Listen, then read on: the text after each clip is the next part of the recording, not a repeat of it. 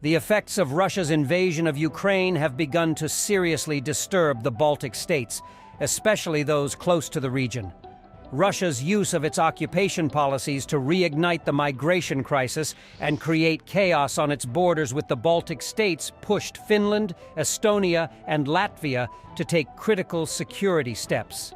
The number of asylum seekers arriving at the EU's eastern border has been steadily increasing in recent days. Fear that the Kremlin was using desperate people as a weapon to create a migration crisis on the continent prompted the Baltic states to close their borders with Russia. Poland, Norway, Finland, Estonia, and Latvia were among the countries that decided to close their borders and closely monitor the dangers posed by Russia. These countries have continued to act as mainland Russia, even though sanctions on various goods have been imposed since Russian President Vladimir Putin launched his full-scale invasion of Ukraine. However, following the recent turmoil along the Baltic and Nordic borderlines and the migrant crisis, the countries have taken deterrent measures on their borders with Russia. Poland was the first to take measures and close its borders with Russia and Belarus after 2022 in response to the increasingly dangerous situation on their borders. In a very short time, Finland, Estonia, and Latvia started to take similar measures as Poland. Norway, on the other hand, has repeatedly raised the issue of closing its borders. But Oslo has so far observed Russia's activities due to its borders with Russia and its more moderate relations with the Kremlin among NATO countries. The impetus for the deterrent measures was the recent reissue of a warning issued by NATO. Following Finland's decision to join the transatlantic military alliance, NATO warned that Russia was using migration as a tool to pressure other countries in Europe. Following this call, Finland has been the most prominent Baltic country to implement deterrent measures along its 1,340-kilometer border with Russia, in line with EU restrictions. More than 600 people from countries including Afghanistan, Yemen, Somalia, and Morocco have arrived in Finland in recent weeks, many of them without adequate documentation. It is unclear how they would have been able to enter and leave Russia without the authorities' support. Also recently, about 1,000 migrants who were helped by Russia and did not have Finnish visas arrived at the Finnish border. Of course, this was not a huge number, but it was an unacceptable attempt by Russia to create chaos and uncertainty. Moreover, day by day, the number of migrants trying to cross the Finnish border reached critical numbers. In response, Finland quickly closed most border crossings, leaving only the northernmost Arctic border open. But Russia was not deterred and retaliated by bringing migrants there too. The Finnish government then announced that it was closing this crossing as well. The Helsinki government set the duration of the border closure at about 2 weeks. This seemed to work. With the border closed, the Russian-directed migrant arrivals stopped. But when Finland reopened a pair of crossings, asylum seekers appeared once again. The migrants who had arrived recently were all given bicycles by the Russian authorities. In the aftermath of the bicycle crisis, retired Major General Pekka Toveri, Finland's former military intelligence chief and a recently elected member of parliament, said that shortly after this happened, when Helsinki closed the border again, more than 200 asylum seekers had already applied to Finnish border guards. However, the Helsinki government recently announced that Finland's border with Russia will remain closed until January 14th. This decision is now the final step in Helsinki's intentions. The Finnish government showed determination and speed by closing the border not once, but twice. When the Finnish authorities cautiously reopened some crossing points, it was likely that they would once again encounter asylum seekers brought there by the Russian authorities. But Helsinki's determination solved, at least temporarily, what could have become an unmanageable problem. On the other hand, Finland's decision to close the border will certainly trigger some Kremlin-inspired problems in the region.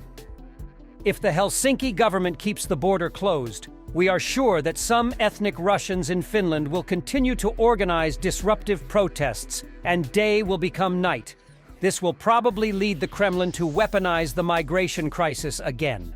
In addition, Russian President Vladimir Putin's claims that Finland is being dragged into NATO and his announcement of the revitalization of the former Leningrad military district could also raise tensions in the region.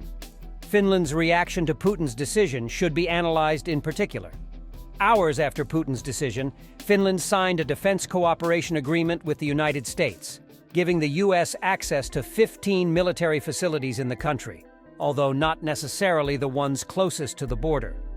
This now gave the Kremlin a pretext to launch further hybrid games against Finland. But with the border lines closed, it is likely to be a gamble for Russia to direct migrants to the unfenced forested areas of the border. Given all this, if Russia tries other tricks to destabilize Finland, we can be sure that the Finnish government will react quickly, making it much more difficult for a real situation of instability to re-emerge in Finland. The Finns also have a good habit of playing war games in potential crisis situations involving Russia, and they also have good interagency cooperation. For example, the Finnish defense forces assisted the border guards in building fences and barriers at the crossings, and the police helped the border guard with crowd control. All these factors curb Russia's lawless policies. But the Kremlin is also reportedly plotting chaos in Estonia, in addition to Finland, in response to the migration crisis. The Estonian foreign minister has warned that the recent dramatic increase in the number of migrants arriving at the EU's eastern border from Africa and the Middle East is part of a blatant hybrid attack orchestrated by Moscow and could lead to a total ban on crossings from Russia. Margus Tsahkna said the Baltic country is ready to close its border with Russia if the situation persists. In addition, the Estonian Foreign Ministry issued a travel warning to its citizens, urging them to avoid any travel to Russia.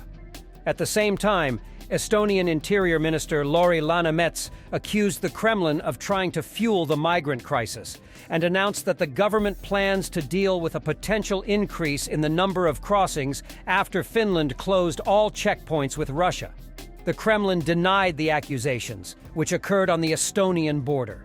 Russia's ally, Belarus, on the other hand, has been taking over the role in the Baltic states, where Putin's administration has been unable to reach in order to create problems at the border lines, and has been spreading Moscow's propaganda at the border lines in countries like Poland and Lithuania, just like in Estonia.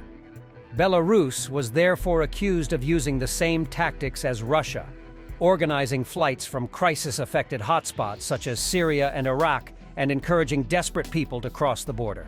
Belarus's actions have escalated in the wake of Western sanctions against longtime leader Alexander Lukashenko, amid a brutal crackdown on domestic opposition after observers found the presidential election rigged in his favor. Poland was among the countries where the increase was most pronounced.